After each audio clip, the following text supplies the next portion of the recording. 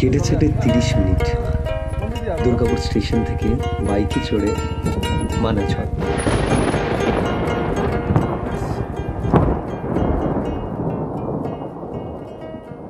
যেন এক অনন্ত সমুদ্র, কিন্তু ঢেউ নেই, আছে শুধু সাদা ধূসর বালির শান্ত রাজত্ব। আলো পড়লেই বালির উপর চিকিমিকি সোনালি আমার, আর দূরে নদীর জল রূপলি রেখা এঁকে দেয় দিগন্তে। নেই কোলাহল, নেই শহরের ব্যস্ততা, আছে শুধু হাওয়ার ফিসফিস আর নদীর নীরব স্রোত।